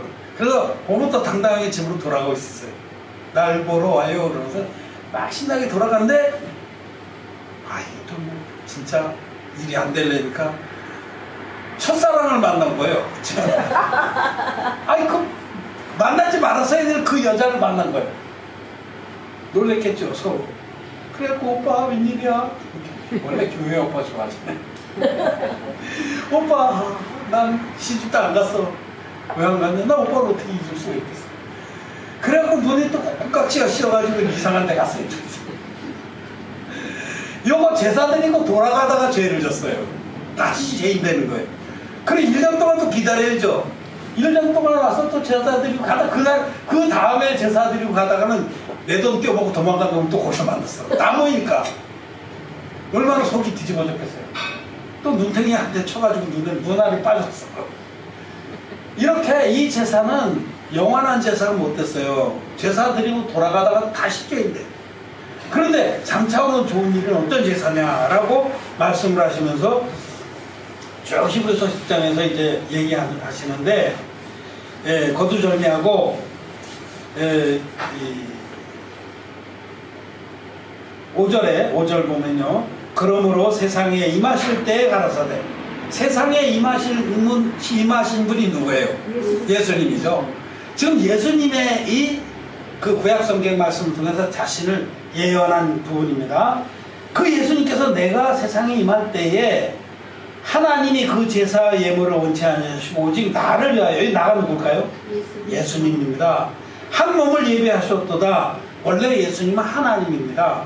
하나님은 몸이 있어요 없어요? 없습니다. 없죠. 영이시죠. 원래 영이신 영원전부터 하나님 아버지와 함께 하셨던 성자 하나님, 영이신 하나님이 정말 우리 인류의 죄를 한 번에 영원토록 없애주는 제사를 드리기 위해서 몸을 입고 오셔야 되는 거예요. 몸을. 이 몸이 있어야 돼요. 이런 몸이. 제물이 되려면 몸이 있어야 돼요. 그래서 한 몸을 입고 오신 분이 누구냐? 예수님. 하나님이 처녀 마리아 몸에서 몸만 취했어요. 영이신 그분이 성령으로 잉태가 돼서 몸을 입고 태어났기 때문에 예수님은 우리와 다른 씨가 다릅니다. 우리는 아담으로부터 나왔잖아요. 그리고 우리는 근본 범죄한 아담으로부터 쏟아져 나왔기 때문에 우리는 죄의 씨를 갖고 태어났지만 예수님은 누구냐면 여인의 후손이에요. 여인. 창세기 3장 15절에 그때 예언해 놓으신 말씀이 이루어지는 거예요. 여인의 후손, 여자의 후손이 네 머리를 밟으리라. 사단 마귀가 뱀에게 하나님 저주하시기를 뱀을 밟고 이길 분이 누구냐면 여인의 후손인데 예수님은 아담의 후손이 아니라 여인의 후손이에요. 죄를 물려받지 않고 여자의 몸, 처녀 마리아의 몸에서 육체만 입고 오신 분이다. 그래서 한 몸을 예배하셔서 그 예배하신 몸을 입고 오셨습니다. 왜 몸을 입고 오셨을까요? 이 어린 양이 안수를 통해서 이 1년치 이스라엘 백성의 죄를 단번에 옮겨갔듯이 이번에는 여기 이 사람 누굴까요? 이 사람. 맞아요. 네. 제가 그린 작품이지만 이거 어떤 그림 보고 그린 거예요. 세례 요한. 이분을 우리가 또 연구를 좀 해야 돼요. 자, 세례 요한이 그럼 누구냐? 누가복음 1장 5절 말씀.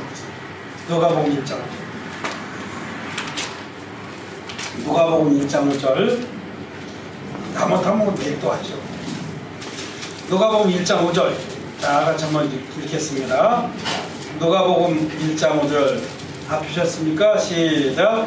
유대왕 헤롯 때에 아비야 반열에 제사장 하나가 있으니 이름은 사가랴요 그 아내는 아론의 자손이니 이름은 엘리사벳이라. 이 두 사람이 하나님 앞에 의인이니 주의 모든 계명과 그래도 흠없게 행하더라. 요 두 분이 누구냐면 세례요한의 부모입니다. 아버지 이름 뭐? 사가랴, 스가랴. 또 어머니 이름 뭐? 엘리사벳.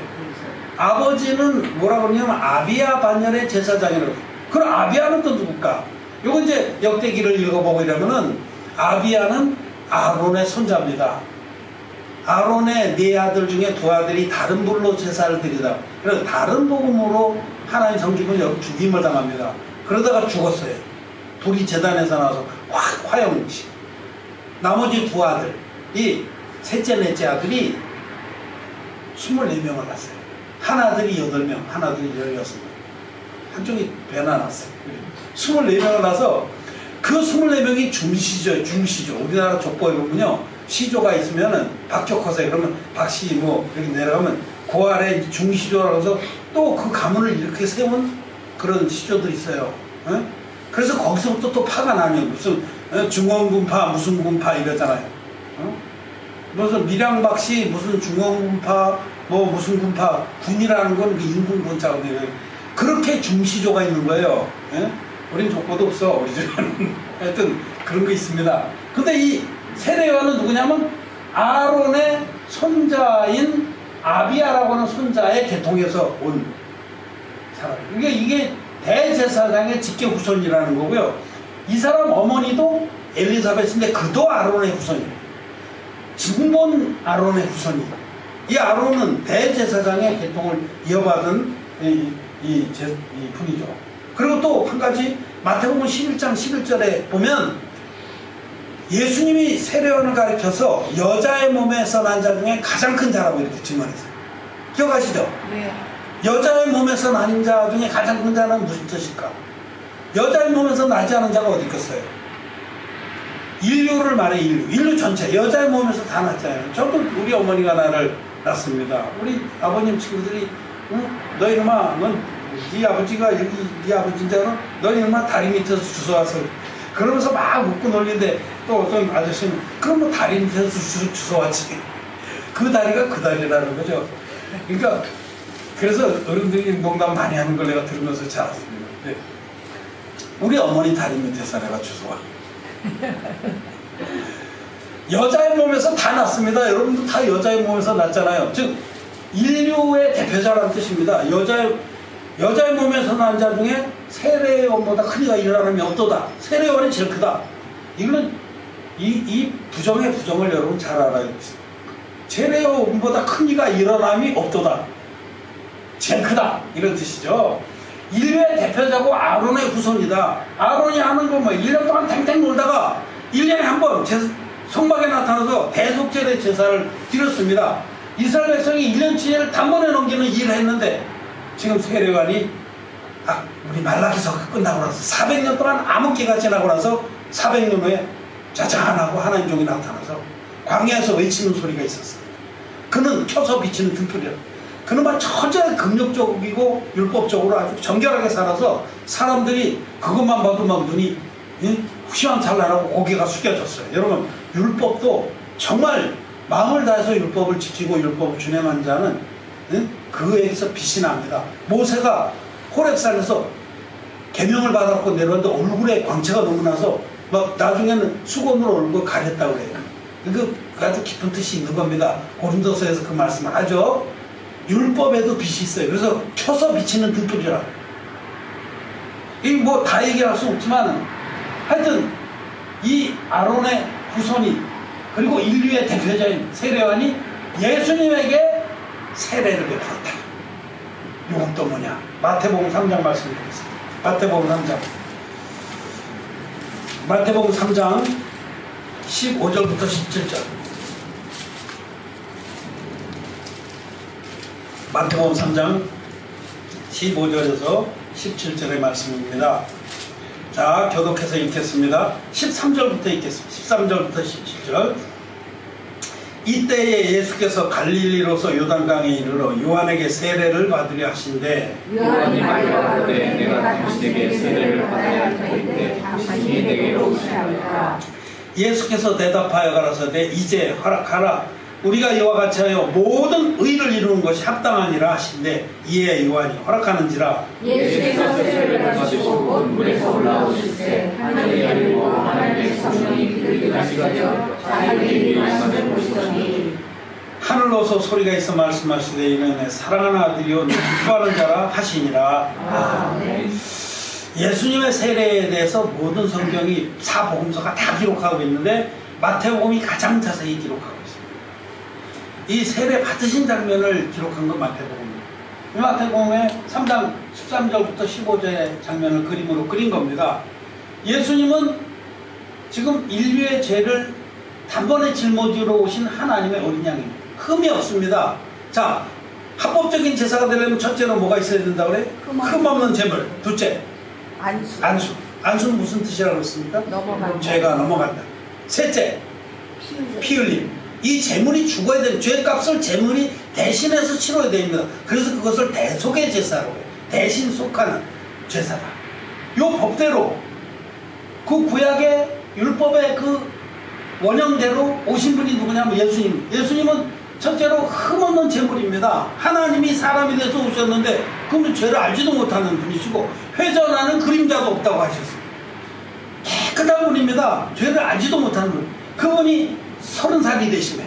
30살 되기까지는 쥐죽은 듯이 조용하게 갈릴리 자기 양아버지의 집에서 그렇게 아버지를 도우면서 목수로 사셨어요. 우리도 참 일하면서 주님을 복음을 전파하고 그러는데 우리도 이런 정신이에요. 우리 다 육체 노동을 좋아합니다. 예수 목수로서 이렇게 하시다가 30살이 되시면 30살은 제사장이 기름 부음을 받는 나이입니다. 민수기에 보면 이제는 하늘의 대제사장으로 등극하기 위해서 나오신 거죠. 갈릴리에 자기 집에서 자녀 동생들이 줄줄이 있는데 뿌리치고 나오셔서 세례요한에게 갔습니다. 세례요한은 지금 말라기서에 이제 세례요한이 다 예언되어 있습니다. 뒤에 가면 다 연결이 되는 거죠. 세례요한은 사람들에게 회개를 촉구하면서 독사의 자식들아 회개하라고 외치고 있었을 때 예수님이 다가왔어요. 그러자 세례요한이 당황했어요. 왜냐하면 세례요한은 하나님께로부터 보내심을 받은 자이기 때문에 하나님께로부터 보내심을 받은 자가 있었으니 이름은 요한이라. 요한복음에 그렇게 기록되어 있죠. 저는 참 빛이 아니요 참 빛을 증거하러 옵니다. 세례요한이 알아봤어요. 금방. 원래는 백성들에게 뭐라고 했냐면 우리 가운데 이미 그분이 와 계시다. 무슨 코미디 같은데 그분이 왔다는 게 있어요. 우리 가운데 나도 알지 못한 한 분이 와 계신데 나는 사실 그분의 신발끈조차 풀 자격도 없다. 이 구원자가 오실 것을 이미 알고 있었고 와 계시다는 것도 알았는데 나도 그분이 누군지 알지 못한다. 그러나 나를 보내서 물로 세례를 주라 하신 그분이 어느 사람의 성령이 비둘기처럼 내린 것을 보거든 그가 바로 그인 줄 알라고 하셨다. 이렇게 외쳤습니다. 그런데 그때 예수님이 요단강으로 오셨습니다. 그러자 이 세례요한은 알았습니다. 아, 저분이구나. 알고 머리를 숙였습니다. 아이고, 내가 당신한테 세례를 받아야 될 때 어떻게 내게 오십니까? 예수님이 아주 준엄하게 말씀하셨죠. 쓸데없는 소리 하지 말고 얼른 내 머리에 손놓고 세례를 베풀어라. 그게 바로 15절의 말씀입니다. 예수께서 대답하여 가라사대 이제 허락하라. 이제 허락하라. 퍼미트 잇 소 나우. 그렇게 이제는 빨리 내 머리에 손 얹어라. 우리가 이와 같이 하여. 우리 둘이 우리잖아요. 너와 내가, 니캉 내캉. 이와 같이. 여러분, 이와 같이는 하는 말이 바로 안수의 방법으로 이런 뜻입니다. 이와 같이 하여. 안수의 방법으로 했기 때문에 여러분 모든 의가 이루어지는 거지. 그럼 여기 안수란 말이 없다고 해서 그러면 안수를 안 했느냐? 이 모든 성경의 계시들은 이게 일맥상통하는 것이고, 여러분 지난번에도 말씀드렸지만은 이는 보아도 보지 못하고 들어도 듣지 못하게 하려 합니다. 왜 그랬다고요? 어설프게 회개하면 무늬만 구원받습니다. 온전한 구원은 못 받습니다. 그래서 정말로 하나님 앞에 진정으로 회개할 수 있도록 아주 은밀하게 이렇게 살짝 가려놓고 죄의 심히 시달리고 고통을 받은 자만이 이 말씀을 온전히 믿게 하신 겁니다. 죄에 별로 시달리지 않고 죄를 모르는 사람은 이런 말씀을 설명해 줘도 잘 안 믿어요. 여기 어디 안수란 말이 어디냐 이런 걸 따진다고. 그렇지 않습니다, 여러분. 이 문장을 정말 하나님을 경외한 마음으로 보십시오. 이게 여기에 우리가 이와 같이 하여라는 건 이렇게 했다는 거지, 이게 무슨 달리 해석할 방법이 없는 거죠. 그렇습니까? 그렇습니까? 그렇죠. 이와 같이 하여 이루어진 일이 뭐냐면 모든 의가 이루어진 거예요. 세례 요한이 인류의 대표자예요. 아까 여기 이스라엘의 대표자가 안수를 해서 아사살에게 안수했더니 이스라엘 백성들 200만 300만이 광야에 있었는데 이들은 안수를 안 했어요. 대표가 했어, 대표가.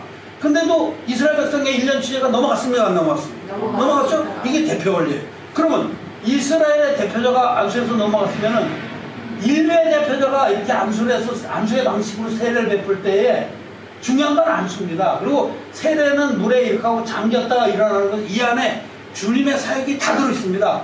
안수를 통해서 죄를 넘겨받은 주님이 물에 잠기는 것은 장차 돌아가실 것을 의미하고, 물에서 올라오신 것은 부활할 것을 의미합니다. 이 세례 안에는 주님의 모든 구원 사역이 다 함축되어 있다는 거죠. 그래서 이와 같이 하여 모든 의가 이루어진 겁니다. 그리고 이 말은 예수님이 인류의 대표자인 세례요한에게 안수를 받을 때 인류의 모든 죄가 있으니까 다 넘어갔다는 것을 의미합니다. 여러분 믿습니까? 예. 아멘. 이거를 믿는 사람은 복이 있습니다. 그리고 정말 주님은 하나님 나라를 어린아이같이 믿는 자가 아니면 천국에 들어갈 자가 없다. 어린아이가 의심을 안 해요. 그게 또 문제긴 문제예요. 사탕 주면서 아저씨가 뭐 이렇게 의심을 안 하고 따라가니까 이게 문제긴 문제지만, 영적으로는 어린아이 같은 믿음. 그 뭐냐면 의심하지 않고 순수하게 믿는 믿음. 하나님 말씀이 이렇습니까?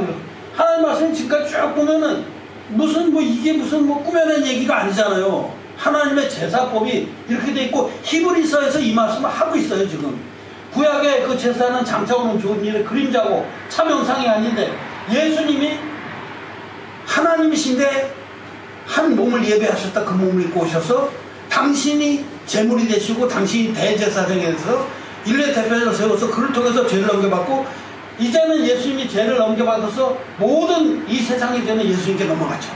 자, 그 다음에 이제 봅시다. 그래서 이제 표를 봐주세요.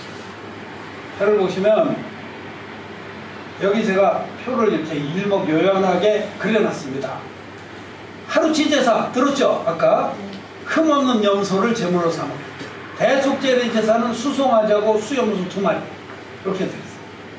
근데 하루치 제사가 있고 1년치 대속죄의 제사가 있고 예수님의 영원한 제사가 있어요. 희생 제물이 이렇게 달라요. 이해가 되시죠? 죄를 넘기는 방법. 요거는 하루치 제사는 죄인이 직접 안수했어요. 죄인. 그리고 죄인이 직접 죽였어.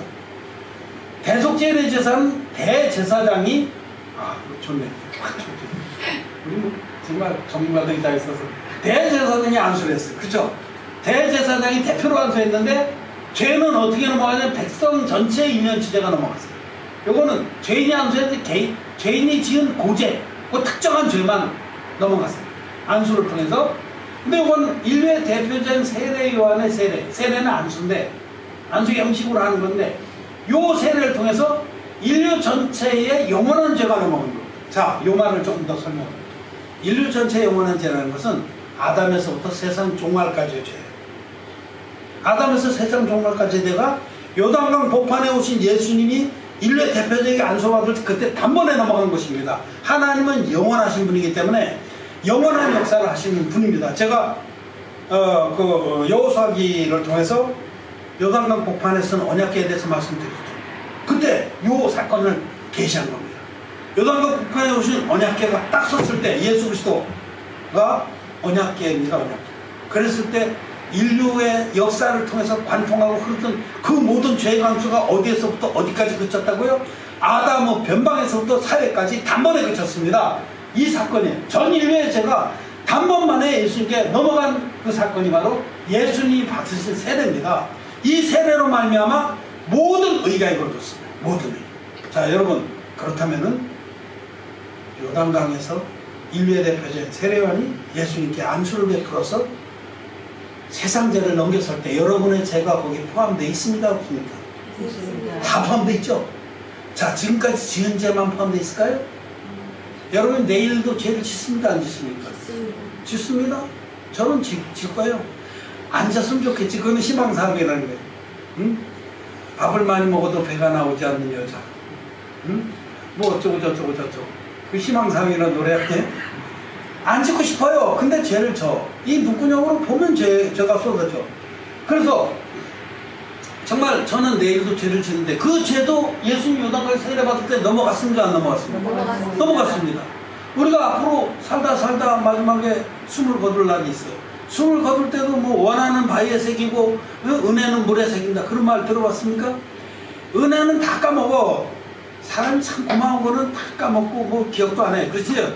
원한은 그거는 오래가요. 그래서 자 죽으려고 그러는데 막 그 원한이 기억이 나서 이를 빠득하면 그놈의 시키네 그거 가로막고 죽어야 되는데 우와 그 원망을 했어요. 저주를 했어요. 그럼 죄입니까 아닙니까? 죄입니다. 그 죄도 예수님이 요단강에 세례 받을 때 예수님한테 넘어갔습니까 안 넘어갔습니까? 넘어간 겁니다. 그렇기 때문에 이 마태복음 3장 15절에 이와 같이 하여 모든 의를 이루는 것이 합당한 자라 하신 겁니다. 이거 합당한 하나님의 구원의 방법이다. 예수님이 세례를 통해서 인류의 죄를 다 짊어지시고 가셨습니다. 그래서 제사의 주관자가 누구냐? 이때는 일반 제사장이 주관했고 요 대속제일에는 대제사장이 있고 요 영원한 속죄제사는 하늘의 대제사장이 예수 그리스도가 합니다. 그래서 히브리서 7장, 8장, 9장에 예수 그리스도는 하늘의 대제사장이 되셨다고 말씀을 하신 겁니다. 그럼 본질성으로 이때는 요 제사의 내용, 본질은 뭐냐? 요 두 가지 제사는 장차 오는 좋은 일의 그림자에 불과하다. 예고입니다. 그리고 요거는 예수님이 드리신 자기 몸으로 제물을 삼아서 자기가 친히 대제사장이 되셔서 세례요한은 그 땅의 대제사장으로 그 후예로서 인류의 죄를 넘기는 역할만 했지 실제 주관자는 예수 그리스도입니다. 그래서 이 실체다. 좋은 일 자체다. 우리의 죄를 단번에 없애주는 좋은 일이 바로 이 예수님 드린 제사고 하나님의 성기로 볼 때는 성막에서 드렸던 첫째 제사하고 이거는 폐해진 거예요. 지금 이거 안 드려요. 지금 이스라엘 백성도 드리지만 이게 이제 우리는 하나님의 백성들은 더 이상 이거 드릴 필요가 없어요. 왜냐하면 본편이 왔는데요. 이게 예수님의 이게 영원한 속죄 제사가 둘째 제사고 영원한 제사입니다. 이게 첫째 제사가 변혁해서 개혁이 돼서 온 영원한 제사. 이 제사들은 땅의 성전이나 성막에서 드렸지만 예수님은 당신의 몸으로 제사를 드려서 그 완성을 어디서 이뤘냐면 하늘 성소에 들어가서 완성을 했습니다. 그래서 영원한 거예요. 변개할 수가 없어요. 이것이 바로 오늘날 우리가 오늘 배워야 될 부분이고 이 속죄 제사의 비교입니다. 한 그림 하나만 더 보고 마치겠습니다. 나머지는 또 내라지. 우리끼리. 자, 이제 요거 예수님의 영원한 속죄 제사를 좀 그림으로 또 그려봤어요. 내가 잘 그리지 몰라가지고 못 봤을게요. 여기 창세예요. 세상을 창조할 때부터 오랜 세월이 지나서 사람을 창조했어요. 요게 뭐 6일이다 그러는데 하나님의 6일입니다, 여러분. 하나님께는 베드로서에 뭐라고 하루가 천년 같고 천년이 하루 같다. 요걸 뭐 지금의 하루가 아니에요. 우리 인간의 하루가 아니라 하나님의 하루로 6일 동안 세상을 창조하시고 이 여섯째에 사람을 만드셨습니다. 여기서 인류가 시작이 됐어요. 하나님 자기 형상으로 만드셔서 하나님의 형상대로 우리를 만들어서 당신의 자녀를 삼으려는 그런 원대한 섭리를 가지고 만드셨어요. 근데 이 아담이 죄에 빠져서 인류 전체가 죄 아래 갇히게 됐습니다. 조상인 아담이 한 사람이 범죄함으로 말미암아 세상에 죄가 들어오고 우리 모두는 원튼 원치 않든 근본 죄인으로 태어났습니다. 그리고 평생에 죄를 질 수밖에 없는 그런 운명을 타고난 것이죠. 그래서 이렇게 인류는 계속 세상 죄 가운데 살아갔는데 역사의 한가운데 아담에서부터 시작하면은 약 4,000년. 아담에서부터 하면은 인류라는 4,000년. 여기서 이제 그렇게 가면 뭐 아브라함까지가 여기서 2,000년, 다윗까지가 또 1,000년 이렇게 예수님이 이 땅에 태어나셨어요. 예수님 태어나서 여기쯤 태어나셨겠죠? 여기부터 30년 빼서 30살 됐을 때 예수님 세례 받으셨죠. 세상 세례를 받으셨을 때 아담에서부터 세상 종말까지의 인류의 모든 죄가 예수님께 넘어갔습니까? 안 넘어갔습니까? 넘어갔습니다. 요 깔때기는 여러분 깔때기라는 거 아잖아요. 깔때기에다 부으면 싹 들어가죠. 깔때기에다가 이 세상죄가 세례를 통해서 예수님에게 다 넘어갔습니다. 세상죄가 예수님께로 다 넘어갔습니다. 예수님이 세상죄를 지고 십자가로 가신 겁니다. 그래서 예수님이 세례받은 이튿날 세례 요한이 예수님을 가리켜서 증언하기를 보라 세상죄를 지고 가는 하나님의 어린 양입니다. 그렇게 증언했습니다. 요한복음 1장 29절 한 절만 보겠습니다. 요한복음 1장 29절 요한복음 1장 29절 이거 보고 요거 정리하고 마치겠습니다. 요한복음 1장 29절 같이 읽겠습니다. 시작. 이튿날 요한이 예수께서 자기에게 나오심을 보고 가라되 보라 세상 죄를 지고 하는 하나님의 어린 양이로다. 여러분 세상 죄가 여기 있잖아요. 요 세상 죄 안에 나와 여러분들이 지금 어디쯤 가고 있을까? 여기쯤 일하고 칩시다. 여기서부터 여기까지 한 점도 안 되게 살겠죠. 죽을 때까지 우리는 죄를 짓는데 그거 다 그 모든 죄가 세상 죄에 속해 있습니까? 안 속해 있습니까? 세상 죄가 예수님께 다 넘어갔습니다. 그래서 예수님이 세상 죄를 지고 어디로 가셔서 십자가로 가셔서 십자가에서 나와 여러분들을 대신해서 못 박히시고 차게 찔고 채찍질 당하시고 가시관하시고 피를 흘리셔서 그 피로서 거룩한 피로서 나와 여러분의 모든 죄값을 다 지불했습니다. 그리고 마지막에 외치시기를 다 이루었다 하고 외치고 돌아가셨습니다. 다 이루었다. 19장 30절 말씀합니다. 요한복음 19장 30절 이거 펴있으니까 그것만 본다고 또 봐서 미안합니다. 근데 19장 30절 19장 30절 자, 같이 한번 읽겠습니다. 19장 30절 시작. 예수께서 신포도주를 받으신 후 가라사대 다 이루었다 하시고 머리를 숙이시고 영원히 돌아가셨습니다. 다 이루었다. 뭘 다 이뤘습니까? 모든 죄를 깨끗이 없애줘. 나와 여러분들의 죄를 주님 편에서 일방적으로 깨끗이 없애줬습니다. 그 일을 다 이뤘습니다. 하나님의 구원은 나와 여러분의 선행이나 열심이나 충성에 관계없이 하나님 편에서 일방적으로 만들어서 우리에게 주신 선물입니다. 왜? 우리의 체질을 하시고 우리가 진토임을 기억하시기 때문에. 우리는 우리 스스로 도저히 구원받을 수 없는 자들이고 우리가 아무리 각오하고 노력한들 죄와 상관이 있기 때문입니다. 그런데 주님이 우리를 죄와 상관없는 자로 만들어주기 위해서 이와 같이 하여 모든 의리를 이루어준 겁니다. 이것을 하나님은 진리의 복음이라고 말합니다. 이것이 바로 레위와 세운 언약입니다. 레위와 이 언약을 세워놨는데 제사장들이 이 언약을 다 파하고 무시하고 차버리고 오늘날 제사장들은 이 언약을 파버린 겁니다. 여러분 오늘날 하나님 종이라고 꺽적거리는 것들 보십시오. 이 언약을 아냐 이거예요. 그냥 십자가의 피만 얘기하지. 그럼요 십자가면 피만 얘기해서 죄가 없어집니까? 절대로 안 없어집니다. 나도 그렇게 오랫동안 믿었어요. 근데 죄가 있으면 천국 갑니까 못 갑니까? 죄가 허리만치만 있어도 천국 못 갑니다. 지옥을 벗어날 길이 없습니다. 그렇기 때문에 우리는 레위와 세운 언약이 진리의 복음인 줄 알고 이 말라기서를 통해서 하나님 그것을 얼마나 강조를 하시는지를 보아야 되는 것입니다.